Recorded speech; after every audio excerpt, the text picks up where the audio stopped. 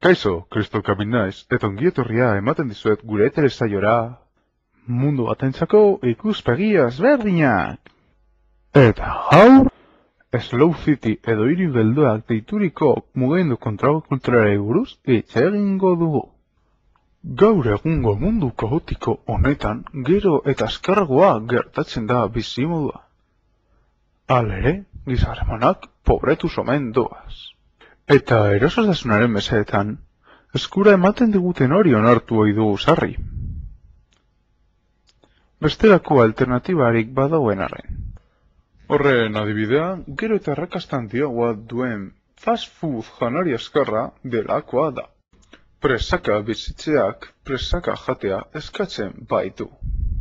Globalizazioaren ikur handienetarikoak diren McDonald's eta horrelakoak leku guztietan agertzen ari dira. Eta bertan, agaratu izazkegun hamburguesak eta osasunari zein mesedek azkarra egiten dioten badakigun arren, sarri erortzen gara euren atzaparretan. Dena den, honek guztiak kontrako efektua ere sortu du. Gero eta herritar gehiago azaltzen bai da, bizitzeko eta jateko eredu horren aurka. Eta horren ondorioz sortu ziren slow food mugimendua eta slow cityak. Baina horri buruz gehiago jakiteko, hona hemen gure dokumental egilea, Xavier Gabin!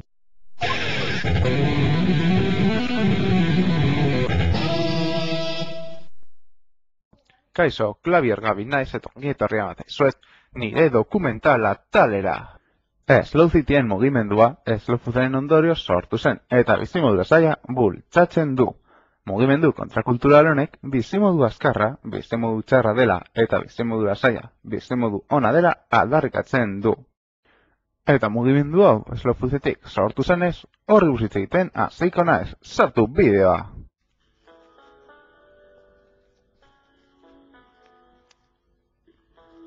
Italian sortutako mugimendua da. Janari geldo elkartea 1926an jaio zen. Italiako Piamonte eskualdeko Barolerrien eginiko bilkura batean, Carlo Petrini soziologo eta idazlearen gitaritzapean.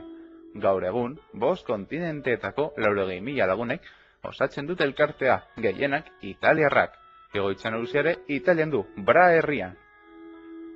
Baina dena hemen hasi zen, Erromako Espainia plazan.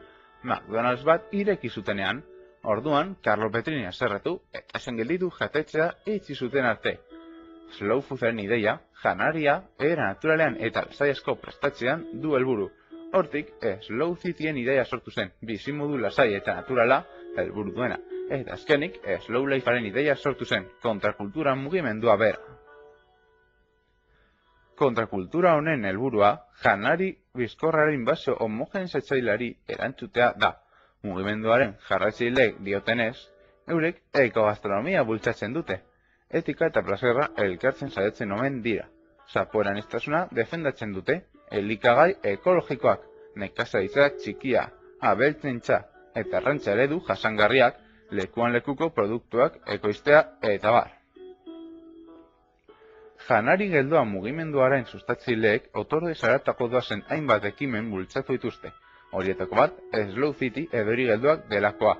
Slow City izendapena 50.000 biztanle baino gutxiago dituzten Italiako 35 hirik daukate jadanik. Udal agintarien ekimenez, hiri horietan presorik gabe bizi ahal izateko baldintza egokiak bilatzea helburu duten hainbat neurri hartu dira. Izendapena lortu zuen aurreneko hiria Bra izan zen eta bertan, besteak beste, dendak ostegun eta igandeetan itxita egoten dira. Erdialdean ezin da autorik erabili. Etxean egindako bonboi, pastel eta gaztak saltzen dituzten dendei laguntza ematen zaie eta janari geldoa mugimenduarekin bat egiten duten jatetxeak bultzatzen dira. Eta orain, dokumental atalari amaiera emateko, Bra herriko biztanle bati eginiko elkarrezketa jarriko dizuegu. Bertan bere herriko, hau da, Slow City bateko ezaugarriak aipatuko dizkigu. Sartu bideoa!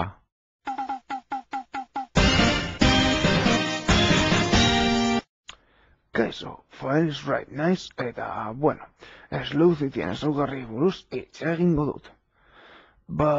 Hasteko hemen plazako erlojua 30 minutu atzeratuta dago. Hiri barruan ezin da kotxez ibili, ezin da 20 kilometro orduko abiadura gainditu. Herrian ez dago alarmarik. Herriko kaleak lurrez apaindutak daude. Ingurunea errespetatu behar da. Barrera arkitektonikoak kendu ditugu. Patrimonio kulturala babestu behar dugu. Eta bizitza familiarrari garrantzia handia ematen zaio. Kultibo ekologikoa sustatzen da hemen. Gainera, hiriak ezin du 50.000 biztanle baino gehiago eduki. Eta naiz eta teknologia ez baztertu, behar den moduan erabiltzen dugu bakarrik. Eta nik uste hori guztia. Agur eta hurrengo arte. Eta honen ondorioz bukatzen da dokumental atala agur eta ondo bizi. Oraino dokumental atala. Eta orain, telesaiori amaiera emateko, hor hemen gure txiste atala.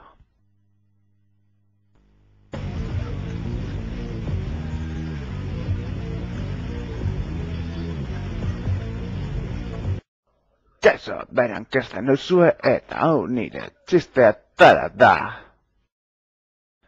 Eta gaur Slow Cityetan entzute den txiste bat kontatuko dizuet.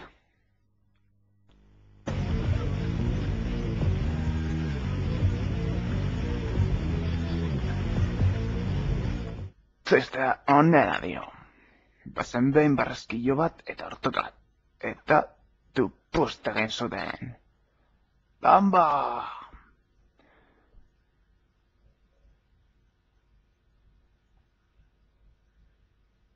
Orduan barraskiloa erietxera eraman zuten.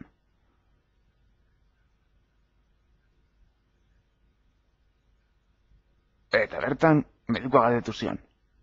Baina zer gertatu zaizu? Ez dakit, deno azkar gertatu da. Oso natxistea ez da. Ze, ez gustatu? Ba, nire bost. Agor. Honen bestez bukatu da gaurko telesaioa. Agur eta hurrengo arte.